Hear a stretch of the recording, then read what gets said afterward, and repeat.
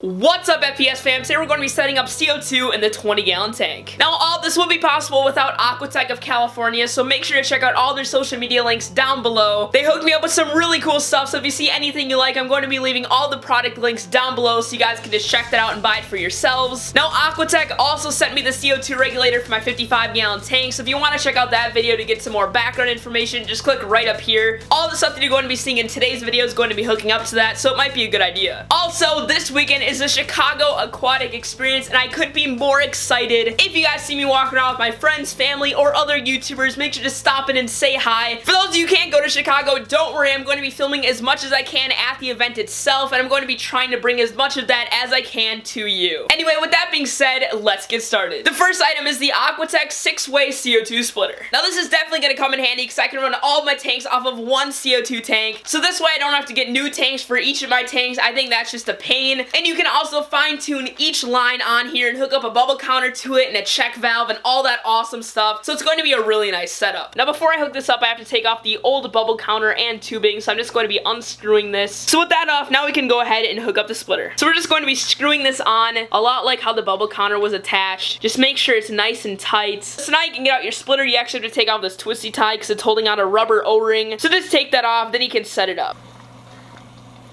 So now it's time to hook this back up to my tank. So all you have to do is just take off one of the nuts. I'm just going to be hooking up the bubble counter like I had it before, so let's do that right now. And just like that, it's attached. So now it's all hooked up to the 55-gallon tank, but we still need to get it hooked up to the 20-gallon tank. So what do we need? More stuff from Aquatek. Now our next product is a brand new product that I haven't even seen or reviewed yet, so this is going to be a little bit of an exciting one. It is the brass CO2 check valve. Now I'm really excited about this because sometimes when my CO2 shuts off at night, the water kind of siphons backwards and it gets lodged in all the CO2 tubing and it takes forever to get it started up. It is really annoying, so I'm going to be hooking one of these up to each of these tanks. Now again, if you need a check valve and you're like, Chase, I don't really want to buy a check valve, if you guys get the brass CO2 regulator, it actually comes with a built-in integrated check valve, so that way you guys don't need to buy this, but I think it's going to be a really nice thing to have because this is definitely designed just for this purpose, so obviously it's going to do a much better job. So I'm just going to take out the scissors, snip the line, and screw this right on. Now sadly, I can't show this to you guys because it's behind the tank and I can't bring my camera back there, but just trust I'm doing this the right way. It's a pretty straightforward thing to do. I'm sorry I can't show you, but just know it's really easy. And just like that, after about 30 seconds, it's all hooked up. So now it's time to hook up the CO2 to the 20-gallon tank. Now I already ran a CO2 line from the 20-gallon tank to the CO2 regulator. The diffuser is already on there, so that way all I have to do is just hook it up underneath the stand. Now the tubing I use is Aquatek CO2 Proof Tubing. This is actually a really high quality tubing. If you guys try to use air tubing, trust me, it will not work. Eventually it will get holes in it and just pop and it'll be leaking all over the place. I just do not recommend this. I just would invest in a pack of Aquatek CO2 Proof Tubing. This stuff is not let me down. It's super sturdy and is good for almost any aquarium. So here's a line from the 20-gallon tank. All I have to do is just hook up a brass bubble counter to get this thing going so we can monitor the CO2 levels. So let's do that right now. So here's our tubing. You take the nut off and you slide it onto the tubing, and now you're able to slide it onto your bubble counter. So I'm just going to take off another one of these nuts and attach it right to the splitter. Before I do that, make sure to slide the rubber O-ring onto the splitter so that way there's zero leaks, because that's definitely not what you want. So I'm going to run the 20-gallon tank at 1 bubble per second just to get it started. The one thing you never want to do is overdose your tank with CO2, so every week I'm going to be increasing it by 1 bubble until I reach the maximum, which is probably going to be around 3 to 4 bubbles. I don't really want to overdose that tank. I just want to get a little bit of CO2 in there. The 55-gallon tank, on the other hand, is running about 3 to 4 bubbles per second, so it's a little bit faster. I want to get more CO2 in there, especially because it's a larger volume of water, and I also have way more plants in there, so we definitely need to provide those with tons of CO2. And that's it. That's all there is to it. The 20-gallon tank is hooked up with CO2, so now we can finally get some awesome plants in there. Again, a huge shout out to Aquatek for sending me all these items you've seen in today's video. If you want to check them out, I'm going to be leaving all the links to them and these items down below, so definitely make sure to check that out. Also, if you're going to Chicago this weekend, make sure to hit the like button down below and comment FPS fam so that way I can see how many of you are actually going. You know what? I'm gonna leave you guys a little bit of a surprise. Let's feed all the fish. So this is the type of food that I feed my fish every single day. Now, as you can see, all these are Hikari brands. I feel like they make some of the best food around. Ever since I started feeding my fish this, they've really colored up and they've gotten a lot more active and they seem really healthy overall. So I highly recommend this if you guys want a really healthy diet for your fish. Over here, we have the cichlid staple baby pellet. These are for the angelfish and the carbensis and all those other fish. And then we have the micro wafers for the guppies and the sinking wafers for the loaches. All my fish absolutely love these foods and they get really excited when they see them come out.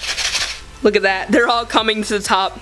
They already know they're about to get fed. So all I do is just take a little pinch of food and drop it right in. They're just eating that stuff up. They're going crazy over it. Ever since I put these loaches in the 55, they've absolutely loved it. They haven't stopped swimming around. I think the 20 gallon just wasn't enough space for them, but they're absolutely loving it up in here. Speaking of which, they need their food. Like I said, they go absolutely insane when they get fed. They're just ripping that thing apart. We definitely can't forget the guppies. Let's just give them some food. There they go. They're already going crazy over it. I don't know if you guys can see it, but there's tons of babies all over this tank. I transferred them from their holding tank to here. There's about 20 of them in here. They're absolutely adorable, and I can't wait for them to grow up. And they're really loving up this food too, so this is a great food if you have some fry. If you guys want to get some of this food for yourself, I'm going to be leaving Hikari's website down below. Anyway, I hope you all have an amazing day, and I'll see you later. Goodbye.